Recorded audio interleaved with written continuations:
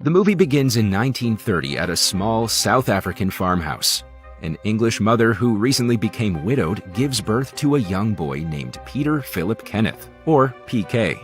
He lives a simple life and is well cared for by his mother and his nanny. The kid of the nanny, Tonderai, is his best friend, and they do everything together. PK's mother teaches the two of them at the farmhouse as best as she can. Life seems to be going peacefully for PK until all the farm cattle die due to a mysterious illness. His mother suffers a nervous breakdown due to this and is advised to rest completely. As a result, little PK is sent away to a boarding school while she recovers. Unfortunately, the only boarding school they can afford is the one run by Afrikaners. These are Europeans who settled in South Africa in the 1680s and are also known as white Africans. On the first day of school, PK attends a history lecture where the professor explains that the English fought the Afrikaners for control of the land and sent them to concentration camps. After centuries, a conservative Afrikaner government was finally voted into power, leading to racial discrimination against both the English and the blacks. PK realizes he is the only English boy at the school, and the other students glare at him, silently blaming him for the deaths of their ancestors. An older student named Yapi Botha goes so far as to spit in PK's face. He and his friends corner PK in the bathroom one night, taunting him and calling him pisskop, or pisshead. They forcibly drag him into the shower and urinate on him. The other students do not intervene. Instead, they take pleasure in his humiliation. The extreme bullying causes PK to develop the habit of bedwetting from anxiety. One night, a guard informs PK that his mother has passed away. He is taken back to the farmhouse for the funeral, where he reunites with his nanny and Tonderai. Having left just after his mother became ill, PK feels extreme guilt over her death. He often wonders if she would still be alive if he had stayed to help care for her. Later, PK shares with his nanny the bullying he endures at school. She's always cared for PK as if he were her own, and she is the only family he has left. Following this, PK's nanny calls upon the greatest healer from her tribe, Dabula Manzi. In order to help him overcome his fears, Dabula Manzi performs a ritual that puts PK in a trance. With his healing power, he helps the little kid release his deep-rooted fears and coping habits. PK is given a chicken, which he names Mother Courage, to guide him through his journey. She becomes his best friend during his childhood. With his only living relative being his grandfather in Congo, PK is sent back to boarding school. He takes Mother Courage with him, and she keeps an eye out for bullies at night. A month later, news breaks out that war has started in Europe. That night, PK and Mother Courage are kidnapped from their dorm and brought to a hall. There, Botha stands in front and conducts a mock Nazi court trial against them. He reveals his obsession with Hitler and expresses his hatred for the English, holding PK responsible for the deaths of thousands of Afrikaners during the war. Poor little PK stands in fear as Botha vows to punish him and all the Englishmen accordingly. Shortly after, Botha orders the other students to hang Mother Courage. PK pleads with them not to hurt her, but they ignore him. They hang her from the ceiling, and Botha kills her with a rock from a slingshot. Enraged, PK lunges at Botha, knocking him backward onto a small flagpole that pierces his buttocks. The other students laugh as Botha winces in pain. Feeling humiliated, Botha orders PK to be hung upside down from the ceiling, just like Mother Courage. The students begin chanting in unison to kill PK, which riles up Botha even more. He hits PK with a rock from his slingshot and knocks him unconscious. Just then, a professor enters the hall and sees the chaos. Botha approaches him, but the professor slaps him and calls him stupid in front of everyone. Due to this incident, Botha is expelled from the school for good. After the deaths of his mother and his pet chicken, PK feels like things can't get any worse. Then he learns that his beloved nanny and Tonderai must return to their family. It seems like all his loved ones are being taken away from him, leaving PK feeling alone once again. Eventually, his grandfather returns from the Congo and takes him to live with him in Barberton. Unfortunately, he fails to develop a bond with PK, so his grandfather introduces him to one of his friends. This is when we meet Karl Doc von Wallenstein, better known as Doc.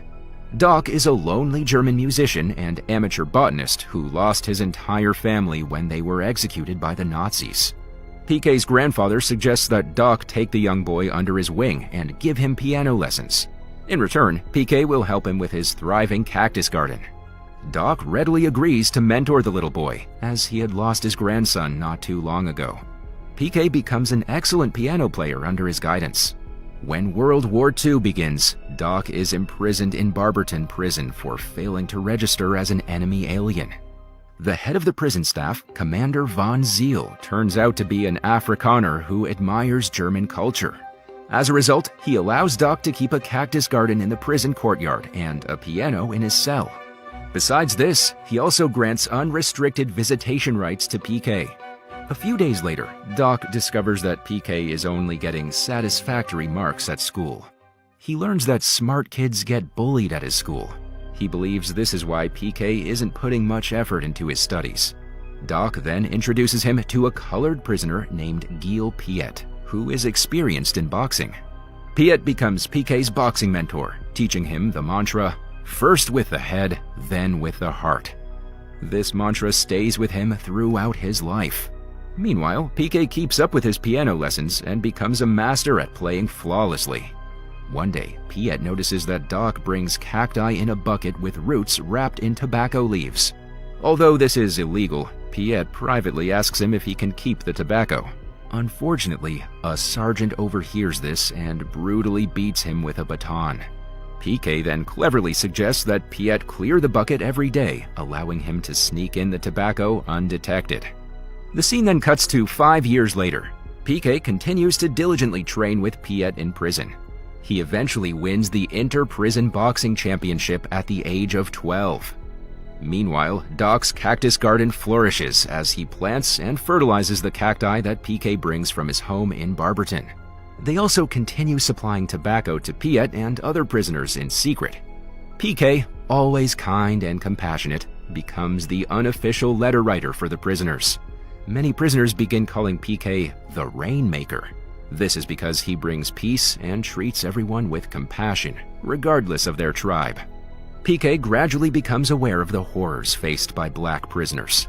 The Afrikaner guards detain them under dreadful conditions and frequently beat them. One day, Doc gives Piet a bucket of tobacco for himself and the other prisoners. However, Sergeant Bormann notices Piet from afar and calls him over. The guard then humiliates him by dropping manure on his shoes and forcing Piet to eat it. Despite having the opportunity to blame other prisoners, Piet kneels down and eats the manure while the other prisoners watch in pity. PK is deeply hurt to see Piet, whom he loves and respects, so degraded. After the guard leaves, Doc and PK rush to help Piet up, and the other prisoners sing to honor his courage. Following this, news emerges that the war will soon end. Doc happily shares this news with Piet and PK, mentioning that he'll finally be able to return to Germany. However, PK feels sad that he may never see Doc again. Shortly after, the commander asks Doc to organize a concert to celebrate the annual visit by the prison commissioner. Though initially hesitant, Doc agrees to Piet's request. The three of them plan the concert, with Doc flawlessly playing the piano. PK is tasked with writing the lyrics and brings together 3 tribes of prisoners to sing in their respective languages. The catch is that the lyrics convey the sentiments of the colored prisoners. The song subtly insults and attacks the Afrikaner guards in languages they don't understand. On the night of the concert, PK, Doc, and the prisoners prepare for their performance. PK notices Piet's absence, but Doc assures him that Piet will arrive soon. Meanwhile, Piet hurries to join the crowd since he's already late for the show. Just as he leaves his cell, he encounters Sergeant Bormann. He stops Piet and demands he translate the lyrics of the song they're singing. The sergeant also blames him for starting the concert and begins assaulting him. Fed up with the abuse, Piet bravely translates the lyrics, which call the guards cowards. Enraged, the sergeant brutally beats him while the oblivious prisoners continue singing and enjoying the show.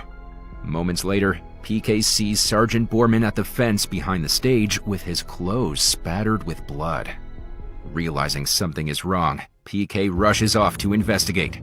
He then discovers Piet in the yard, close to death from the officer's beatings. With his last breath, Piet repeats the mantra, first with the head, then with the heart, and dies in PK's arms. As the war finally comes to an end, Doc returns to Germany. PK remembers the loved ones he has lost and feels their absence as he's left alone once again. The scene then shifts 6 years ahead, and PK, now 18, attends a prestigious school where he excels academically. He's earned the respect of the school headmaster and a scholarship for his studies. His closest companion is Maury, his manager, who arranges boxing matches for him. PK is slated to compete in a boxing championship, where he notices an Afrikaner girl in the audience cheering for him. Intrigued, he asks Maury to find out her identity. PK wins the championship, impressing the entire crowd. Maury later reveals that the girl is Maria Maris, the daughter of a prominent official in the National Party who resides in a boarding school. Despite Maury's warnings, PK sneaks out one night to meet Maria. She informs him that her father would never approve of her dating an English boy. Undeterred, PK resolves to ask her father for permission himself. On another occasion, Maury takes PK to meet a boxing trainer named Mr. Grainwald to enhance his skills. Although initially dismissive, Mr. Grainwald changes his mind when he sees PK fight in the ring. He remains impressed by his strength and skill. PK's performance, including an 8-punch combination, garners praise from both the trainer and his opponent. Mr. Grainwald agrees to discuss terms for training PK further. Subsequently, PK meets Maria's father, Professor Daniel Maris, to seek permission to court his daughter.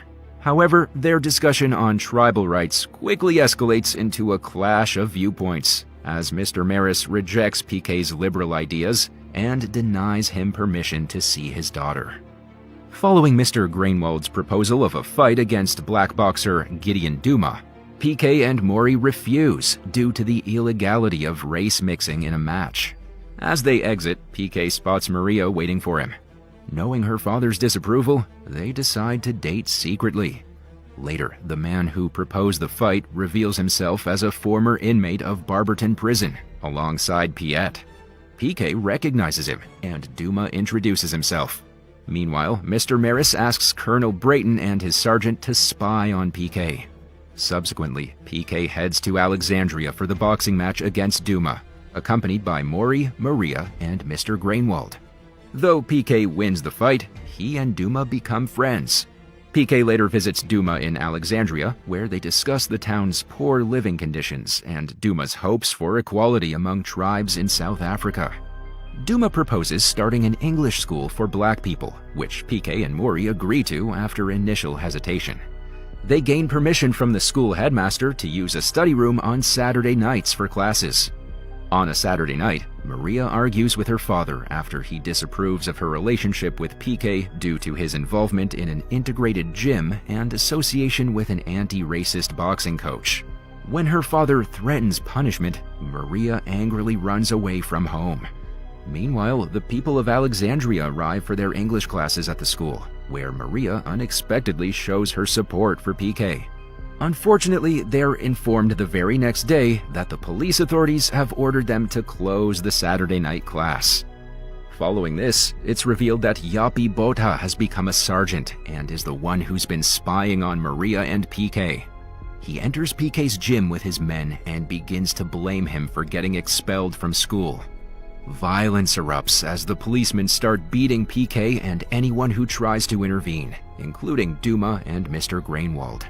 On the other hand, PK and Maria's relationship blossoms despite her father's disapproval. One night, Maury arranges for them to teach English classes in his uncle's church. Maria surprises them with pencils for the students. Moments later, the police raid the church, accusing them of violating its sanctity and mixing races. In the chaos, the police begin beating everyone, and tragically, Maria is struck with a baton and dies on the spot. Her sudden death impacts PK like nothing has before, and he considers leaving Africa to study at Oxford. However, Duma encourages him by showing him how much learning English is helping the people in Alexandria. One night, Brayton and his police, including Yapi Botha, arrive in Alexandra Township. Their aim is to raid a party in search of PK. The police enter with force and begin shooting and beating people indiscriminately. Just when Botha is about to shoot the boxing promoter, PK steps out of hiding. He then bravely demands that Botha stop the raid. The two of them fight, and PK eventually knocks Botha out. He soon wakes up and tries to shoot PK, but Duma swiftly hits him in the head and knocks him out. Ultimately, PK and Duma vow to keep fighting against racial injustice and continue their journey the next morning. The movie comes to an end as PK reflects on the advice he's received from all the important figures in his life.